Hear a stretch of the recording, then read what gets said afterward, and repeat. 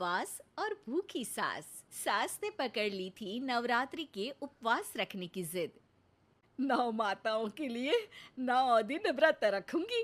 मैया की भक्ति में शक्ति है। मैया हमारे परिवार को अपना आशीर्वाद जरूर देंगी। लेकिन अपना शरीर तो देखिए माँ जी, आपका एक पाँव घर में रहता है और एक पाँव डॉक्टर के यहाँ। फिर से बीमार हो गई तो जय माता दी के साथ राम नाम सत्य भी। अरे राम राम राम, कैसी बातें कर रही हो बहू। राम नाम सत्य हो मेरे दुश्मनों का। मुझे व्रत रखने से मत रोको बहू। वरना देवी माँ नाराज हो जाएंगी। नहीं, तुम्हारी सासु माँ नाराज हो जाएंगी। अरे पर माँ, भूखे क्यों रहना है? देवी माँ थोड़ी ना चाहती होंगी कि उनके भक्त भूखे रहें। और आपकी तो सारी मनोकामना पूरी हो चुकी है ना माँ। लालच है बेटा, लालच बुढ़ापे में भी खत्म नहीं होती। अरे तुम चुप करो जी। तुम्हारी भी उम्र है भक्ति भाव करने की। ज्यादा बड़बड़ की ना तो तुमसे भी उपवास रखवा लूंगी। हाँ। अरे रौद्र रूप क्यों धारण कर रही हो मेरी माँ। रख लो व्रत। ठीक है माँ, बस अपनी हेल्थ का ध्यान रखना। अरे उसकी चिंता तुम मत करो बेटा। मैंने टीवी पे देख लिया है कि व्रत में क्या क्या खाने से शरीर में कमजोरी नहीं होती। अच्छा ही है, वरना ऐसा ना हो कि 9 दिन के बाद तुम मैया के द्वार की जगह सीधा हरिद्वार। अरे तुम मुझे हरिद्वार क्यों भेजना चाहते हो? क्योंकि अब तुम्हें मायके तो भेजने से रहा। बाबूजी, क्यों माँ को परेशान करते रहते हो? अच्छा माँ, ये बता दो कि आपको व्रत में खाने के लिए क्या क्या चाहिए होगा। सास के सामने सब हार जाते हैं। माँ के कहे सामान को बेटा लेकर आता है। नवरात्रि का पहला दिन है। नाश्ता कर लो, स्वस्थ रहो, मस्त रहो। मेरा व्रत से ध्यान भंग मत करो। अच्छा ठीक है ठीक है। भूख लगेगी तो मेरी तरफ मत देखना। आई बड़ी। तुम कोई खाना हो जो तुमको देखूंगी, आए बड़े। माँ जी, ये लीजिए आपका फरियाली मिक्सचर। इससे व्रत नहीं टूटेगा। अरे इतना सा? दिन भर भूखी रहने वाली हूँ, थोड़ा तो और ला दे। पर ये सब तो सपोर्ट के लिए होता है ना माँ जी, पेट भर के थोड़ी ना खाना होता है। करवा चौथ का व्रत नहीं रख रही हूँ जो कुछ ना खाऊं पीऊं। हाँ यार, ये तो मैंने सोचा ही नहीं।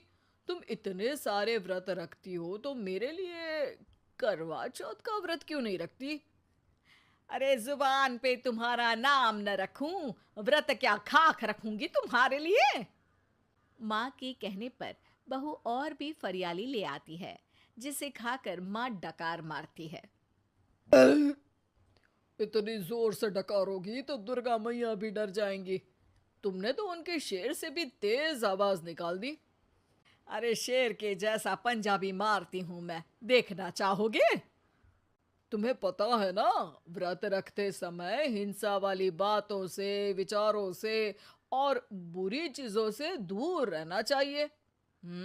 सही कहा। बुरी चीजों से दूर रहना चाहिए। इसीलिए तो तुमसे दूर जा रही हूँ, दूसरे कमरे में। सास ने कई सारी ऐसी चीजें खाई जिनसे व्रत ना टूटे। बहू, सब्र का फल मीठा होता है। इसका मतलब ये थोड़ी है कि तू मुझे शाम तक फल नहीं खाने देगी। माँ जी, 1 घंटे पहले ही तो आपने इतना सारा। अरे एक खाता ही बना ले, उसमें लिखा करे कि मैंने कितना खाया, कितना पानी पिया। अरे नहीं नहीं माँ जी, मैं अभी फल लेकर आती हूँ। जोर से बोलो। नहीं माँ जी, मैं फल लेकर आती हूँ। अरे ये नहीं, जोर से बोलो, जय माता दी। सासू माँ एक साथ बहुत सारे फल खा लेती है। माँ जी, इतनी जोर से मैं डर गई। अरे भक्ति की शक्ति की पुकार है। पुकार नहीं, डकार है। हाँ हाँ ठीक है ठीक है। चिप्स और लेकर आना जरा, उससे भी व्रत नहीं टूटता। माँ जी, आज ही सब खत्म हो जाएगा, नाश्ते का ही टाइम है। अरे ठीक है ना बेटा, मैं अब कुछ खाऊंगी ही नहीं, तुझे इतनी तकलीफ है तो। नहीं नहीं माँ जी, मेरा मतलब था कि उपवास में सिर्फ इतना खाना चाहिए जितना शरीर के लिए सही रहे। स्वाद के लिए खाने से तो अच्छा है कि उपवास ही मत रखो। माता जी की कृपा तो वैसे भी बनी ही रहती है। अरे वाह बहू वाह! एक ढोलक और हारमोनियम भी लेकर आना और प्रवचन करने लग जा। श्री श्री 108 बहु ईश्वरी माता। माँ जी, मैं आपके लिए चिप्स लेकर आती हूँ। बहू की सही सलाह को भी सास नजरअंदाज कर देती है। थोड़ी देर में बहू सास को चिप्स लाकर दे देती है। आलू की चिप्स, आहा मजा आ गया।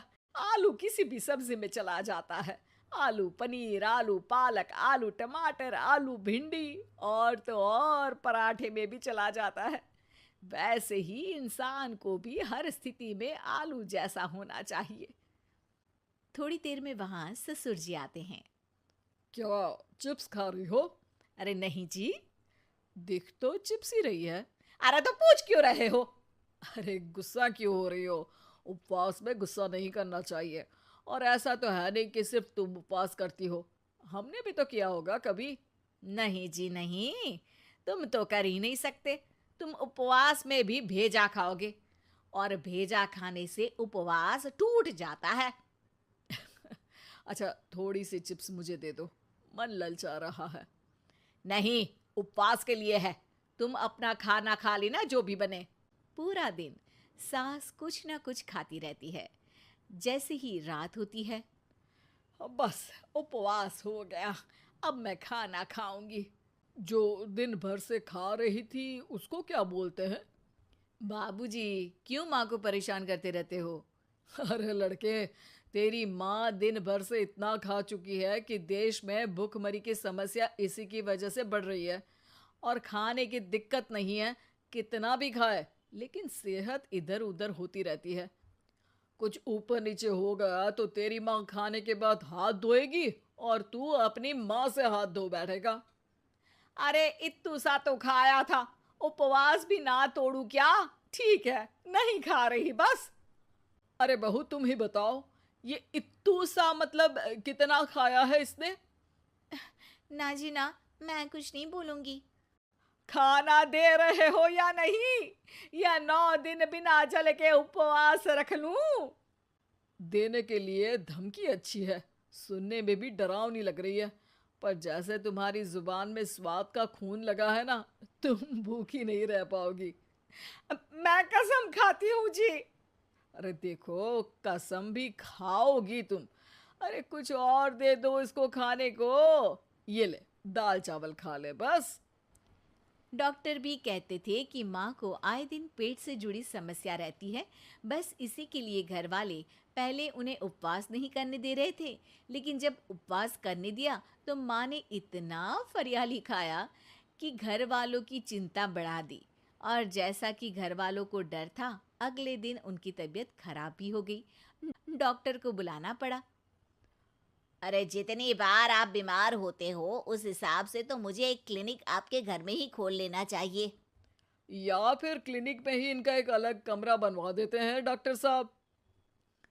बाबूजी, पिताजी, मेरे जनक, क्यों हमेशा मजाक करते रहते हो? डॉक्टर साहब, माँ का पेट खराब है। क्या खाया था? जो मिला जो दिखा सब कुछ। अरे बस भी करो जी। बस तो तुमको करना था खाते वक्त। देखिए, खाना अच्छी बात है और उपवास भी आदमी को रखते रहना चाहिए, लेकिन तब जब शरीर लायक हो। पहले दिन ही बीमार हो गई तो 8 दिन कैसे होगा? आप व्रत मत रखो और खाने पीने पे ध्यान दो। मैं गोलियां दे रहा हूँ। आप भी कुछ खाने को ही दे रहे हो? हाँ, इससे जल्दी ठीक हो जाएंगी। समझ गई हैं आप? अब तो ठीक ही होना है ना मुझे। जोर से बोलो। जय माता दी। जय दोस्तों, मेरे चैनल को जरूर सब्सक्राइब करें। आपका बहुत बहुत धन्यवाद।